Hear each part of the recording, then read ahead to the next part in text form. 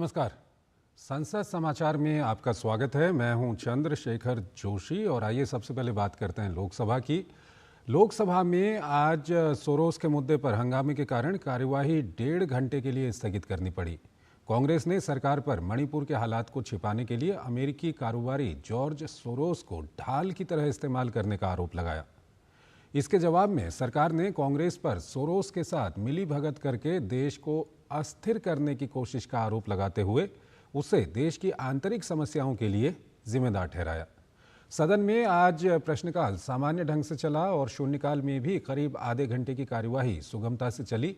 शून्यकाल में कांग्रेस के गौरव गोगोई ने मणिपुर में हिंसा का मुद्दा उठाते हुए सरकार पर सोरोस को ढाल की तरह इस्तेमाल करने का आरोप लगाया। उन्होंने कहा, मणिपुर की जनता पूछ रही है कि प्रधानमंत्री मणिपुर कब आएंगे। मणिपुर की जनता पूछ रही है कि गृह मंत्री सदन को कब बताएंगे कि मणिपुर के हालात कैसे सुधरेंगे।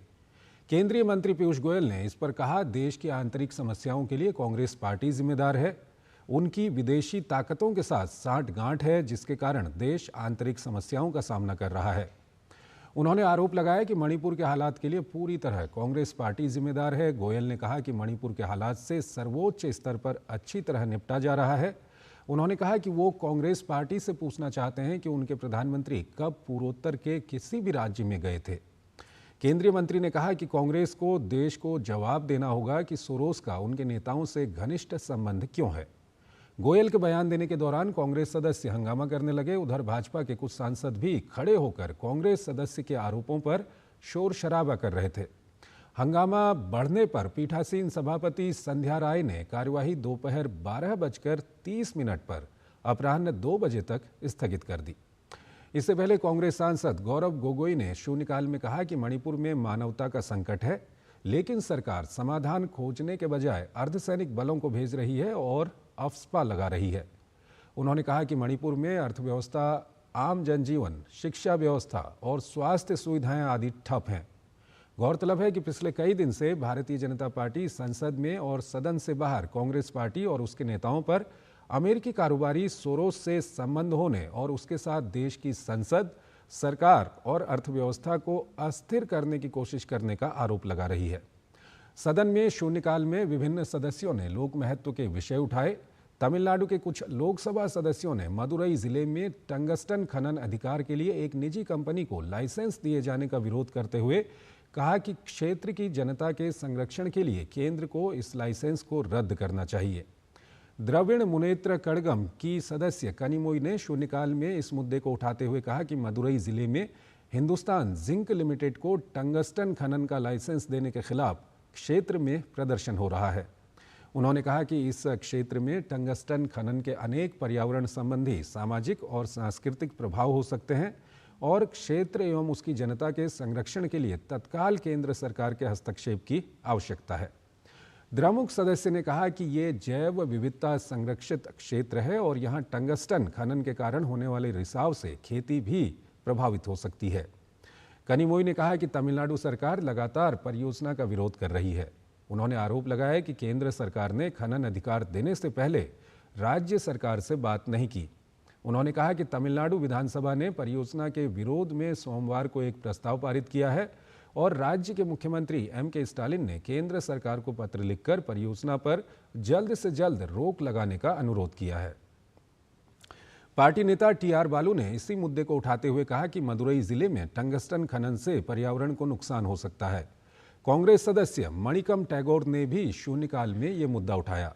कांग्रेस सांसद सप्तगिरी उलाका ने पोलावरम परियोजना को लेकर ओडिशा में कोई सर्वे नहीं होने का दावा करते हुए शून्यकाल में कहा कि आंध्र प्रदेश की इस परियोजना से ओडिशा के 162 गांव डूब जाएंगे और हजारों एकड़ जमीन जलमग्न हो जाएगी। उलाका ने यह दावा भी किया कि इस परियोजना को लेकर ओडिशा के मलकानगिरी जिले में कोई सर्वे नहीं किया गया है और न ही पुनर्वास एवं पुनर्स्थापना की कोई बात की गई है।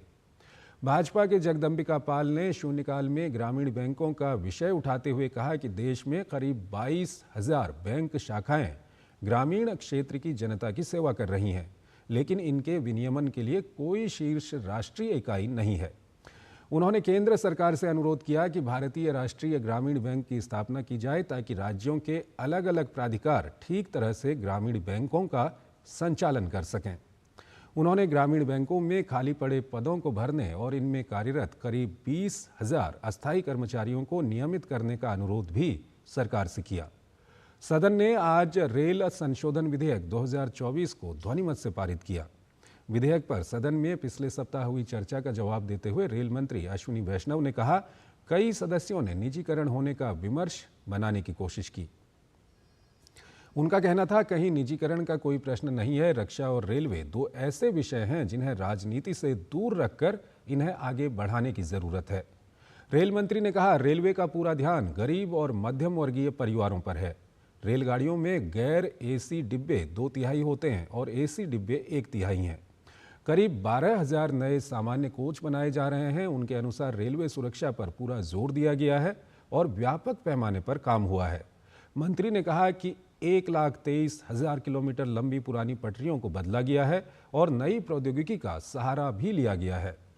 वैष्णव ने कहा, हम हर घटना की जड़ में जाते हैं और प्रक्रिया, तकनीक समेत जहां भी बदलाव जरूरी हो वो करके रेलगाड़ियों के पटरी से उतरने और ट्रेन हादसों की संख्या को कम करेंगे और सुरक्षा बढ़ाएंगे। इसके लिए मोदी सरकार प्रतिबद्ध है। वैष्णव ने कहा कि कानूनी ढांचे में सरलीकरण के लिए ये विधेयक लाया गया है। रेलवे बोर्ड का कानून 1905 में बना था। रेलवे अधिनियम 1989 में भारतीय रेलवे बोर्ड अधिनियम 1905 को एकीकृत करने के लिए ये विधेयक लाया गया है। मंत्री के जवाब के बाद सदन ने विधेयक को ध्वनिमत से पारित कर दिया। रेल मंत्री ने कुछ सदस्यों की आपत्ति के संदर्भ में कहा, संसद की भूमिका पहले जैसे ही रहेगी और इस भूमिका में कोई बदलाव नहीं होगा। उन्होंने कहा कि प्रधानमंत्री नरेंद्र मोदी के नेतृत्व में रेलवे में व्यापक बदलाव हुआ है। वैष्णव के अनुसार सभी अधिकृत रेलवे क्रॉसिंग पर व्यक्तियों की तैनाती है या फिर वहां फ्लाईओवर बना दिए गए हैं। उन्होंने कहा कि पिछले 10 वर्षों में 2000 फ्लाईओवर और अंडरपास बनाए गए हैं, जो संप्रग सरकार की तुलना में 3 गुना है। रेल मंत्री ने कहा कि गत 10 वर्षों में रेलगाड़ियों में 3,10,000 नए शौचालय बनाए गए हैं। उन्होंने वंदे भारत ट्रेन का उल्लेख करते हुए कहा कि ये रेलगाड़ी आत्मनिर्भर भारत की पहचान बन गई है और ये विश्व की कई रेलगाड़ियों की तुलना में कई पैमानों पर बेहतर है। वैष्णव ने कहा, 60 वर्षों में विद्युतीकरण 21,000 किलोमीटर में हुआ था, लेकिन 10 वर्षों में ये 44,000 किलोमीटर में हुआ है। उनका कहना था, 140 करोड़ लोगों का देश है, यहाँ रेलवे की क्षमता को व्यापक रूप से बढ़ाने की जरूरत है। मंत्री के अनुसार इस सरकार से पहले रेलवे का बजट 25 से 30,000 करोड़ रुपए का होता था, लेकिन प्रधानमंत्री मोदी के नेतृत्व में उसे बढ़ाकर 2,52,000 करोड़ रुपए किया गया है। वैष्णव ने कहा कि 15,000 किलोमीटर रेलवे पटरियों पर रेल सुरक्षा प्रणाली कवच का काम हुआ है। वैष्णव का कहना था, जो काम समृद्ध देशों में 20 साल में हुआ है वो भारत में 5 साल में हुआ है। उन्होंने रेलवे में नौकरियों के संबंध में कहा कि संप्रग सरकार के समय 4,11,000 लोगों को नौकरी मिली थी, जबकि मोदी सरकार में 5,02,000 युवाओं की भर्ती रेलवे में की गई है। वैष्णव ने देश में रेलवे भर्ती परीक्षाओं का जिक्र करते हुए कहा कि बिना किसी प्रश्न पत्र लीक की शिकायत के सुगमता से ये परीक्षाएं हो रही हैं और दशकों पुरानी मांग के अनुरूप वार्षिक कैलेंडर के हिसाब से भर्ती होती है। उन्होंने बताया कि रेलवे में इस समय 58,642 रिक्त पदों पर भर्ती की प्रक्रिया चल रही है। वैष्णव ने कहा, रेलवे नौजवानों को अधिक से अधिक अवसर देने के लिए प्रतिबद्ध है। और आइए अब आपको राज्यसभा की ओर लिए चलते हैं। राज्यसभा में आज सदन के नेता और केंद्रीय स्वास्थ्य मंत्री जगत प्रकाश नड्डा ने एक बार फिर कांग्रेस की पूर्व अध्यक्ष सांसद सोनिया गांधी का नाम लेकर सीधा निशाना साधा। उन्होंने कहा कि कांग्रेस पार्टी को ये बात देश को बतानी होगी कि आखिर उनके सर्वोच्च नेता का अमेरिकी उद्योगपति जॉर्ज सोरोस से क्या संबंध है। उन्होंने कहा, पूरा देश इस बात को लेकर उद्वेलित है। भाजपा के साथ ही सांसद इस सवाल को लेकर उद्वेलित हैं कि भारत की अखंडता, संप्रभुता के खिलाफ लगातार षड्यंत्र करने वाले जॉर्ज सोरोस के साथ कांग्रेस पार्टी की नेता के क्या संबंध हैं।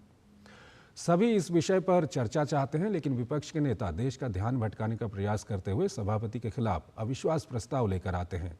ये बहुत ही चिंतनीय और निंदनीय है।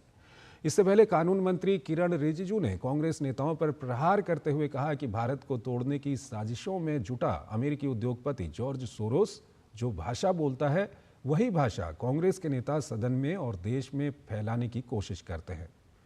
कानून मंत्री ने कहा कि हम सभी सदन में भारत को एकजुट रखने, देश की संप्रभुता की रक्षा की शपथ लेकर आते हैं। इसके उलट कांग्रेस के नेताओं का संबंध देश तोड़ने वालों से उजागर हुआ है। उन्होंने कहा, किसानों, गरीबों, नौजवानों, महिलाओं की बात करने वाला ऐसा सभापति देश को नहीं मिलेगा। समूचा सदन पूरी शक्ति के साथ सभापति के साथ खड़ा है। उन्होंने जोर देकर कहा कि देश की आज़ादी के बाद सदन के सभापति के खिलाफ अविश्वास प्रस्ताव लाकर कांग्रेस पार्टी ने सिद्ध कर दिया कि संवैधानिक संस्थाओं की उन्हें फिक्र नहीं है, न सदन के सम्मान की चिंता है। कांग्रेस पार्टी को देश से, सदन से माफी मांगनी होगी। कानून मंत्री के बाद सभापति ने पूर्व प्रधानमंत्री एच.डी. देवेगौड़ा और कांग्रेस संसदीय दल के उपनेता प्रमोद तिवारी को भी बोलने का मौका दिया, लेकिन हंगामे के बीच उन्हें सुना नहीं जा सका। राज्यसभा की कार्रवाई शुरू होते ही हंगामे के बीच सभापति ने प्रयास किया कि सदन में विधायी कार्य निपटाया जा सके, लेकिन पक्ष और विपक्ष के बीच भारी हंगामे के बीच उच्च सदन की कार्यवाही लगभग 15 मिनट चली थी कि 12 बजे तक के लिए स्थगन की घोषणा सभापति जगदीप धनखड़ को करनी पड़ी। दोपहर 12 बजे शुरू हुई कार्यवाही 4 मिनट चली। हंगामे के बीच उपसभापति हरिवंश ने भारी शोरगुल और नारेबाजी के बीच सदन की कार्यवाही दिन भर के लिए स्थगित कर दी। केंद्रीय गृह राज्य मंत्री नित्यानंद राय ने आज लोकसभा में कहा, आपदा प्रबंधन संशोधन विधेयक 2014 को चर्चा के लिए उन्होंने पेश किया। उन्होंने कहा कि प्रधानमंत्री नरेंद्र मोदी का संकल्प 2047 तक देश को विकसित भारत बनाना है और इस संकल्प को पूरा करने के लिए सरकार जीरो कैजुअल्टी अप्रोच के साथ काम कर रही है। उन्होंने कहा कि विगत वर्षों में मोदी सरकार में कुशल आपदा प्रबंधन के कारण जानमाल के नुकसान में भारी कमी आई है। राय ने कहा कि हाल के वर्षों में आपदाओं की प्रकृति में काफ़ी बदलाव आया है। जलवायु परिवर्तन के कारण गर्मी की लहरें, चक्रवात और बाढ़ जैसी अधिक लगातार और गंभीर घटनाएं हो रही हैं। उन्होंने कहा कि ये बदलता परिदृश्य आपदा प्रबंधन के दृष्टिकोण में बदलाव की मांग करता है और 2005 के अधिनियम में संशोधन इसी वजह से किया जा रहा है। केंद्रीय मंत्री ने कहा कि आपदा प्राधिकरणों के कार्य में अधिक स्पष्टता लाने के लिए ये संशोधन जरूरी है। आपदा प्रबंधन संशोधन विधेयक 2024 का उद्देश्य स्थानीय स्वशासन को सशक्त बनाकर आपदा प्रतिक्रिया को विकेंद्रीकृत करने और जमीनी स्तर पर तैयारियों के लिए पर्याप्त संसाधन आवंटित करने जैसे प्रमुख सुधारों के माध्यम से इच्छित लक्ष्यों को प्राप्त करना है। केंद्रीय गृह राज्य मंत्री नित्यानंद राय ने कहा कि इस विधेयक में राष्ट्रीय संकट प्रबंधन समिति और उच्च स्तरीय समिति जैसे कुछ संस्थानों को वैधानिक दर्जा देने का उद्देश्य भी रखा गया है। इसी के साथ संसद समाचार यहीं पर समाप्त होते हैं। नमस्कार।